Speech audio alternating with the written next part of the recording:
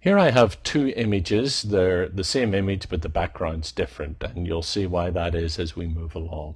I'm going to use InDesign's built-in features to create a clipping path automatically here. I'm going to start with the easy one over here, and I'll just select it like this, and go to the Object menu and choose Clipping Path Options like this. It's set at none, but I will turn the preview on so that we can see what happens as we move along.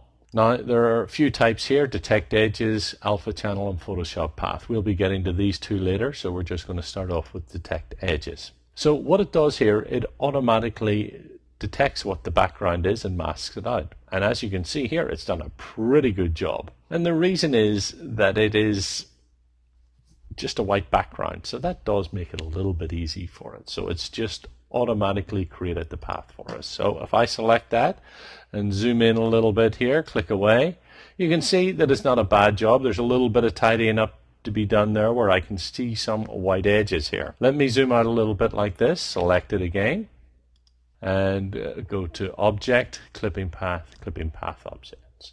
Now we have two options here to play with. That's the threshold, and that is sets the darkest point it's going to make it. So if I move this out like this, you're not going to see too much of a difference in this one, but we'll see it in the next one. If I move it out here, it really knocks everything out like that. So we'll just set it back to approximately where it was, because that was pretty good. And the tolerance is how close it knocks out neighboring pixels. Again, when we move to this example here, you're going to see the differences. You can invert it here like this, turn it on and off like this. Now at the moment I have include inside edges. Now what that means is this was white here.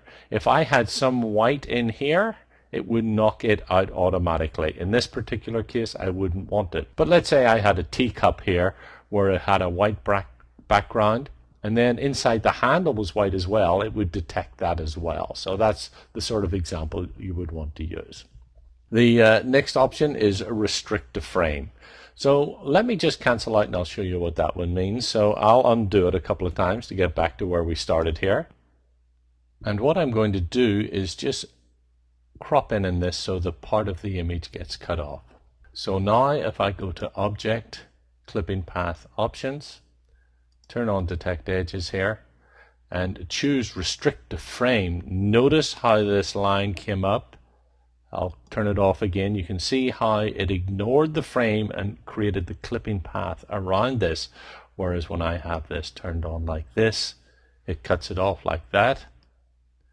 Clicking OK, and there it is.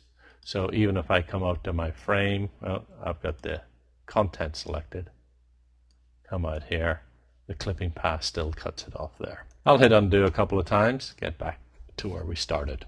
And we'll take a look at this one here. Now this one will cause a lot more problems. So we'll select this one and we'll go to Object, Clipping Path Options. I'll move this over here so that we can see it. And we'll go to Detect Edges. Not much happened there. So we will just zoom in a little bit like this and increase the tolerance. Boy, we've got to go way up here. Look at this. Look how far the threshold we have to do it. And it's picking up images that are in the image we want like that. And so if you have colors on the background like that are very close to the colors of the image, you're going to find that using Detect Edges is almost an impossible way to do it. And I purposely chose these colors so that they were so similar to the pepper itself to prove the point. But for simple images like this, where you just have a white background, you can do it. It creates the clipping path, and then of course you can come in, as we did in the previous movie, with the direct select tool actually, and go in and edit your edges to get it really close. We'll take a look at another couple of options in the next movie, which deals with Photoshop, alpha channels, and clipping paths.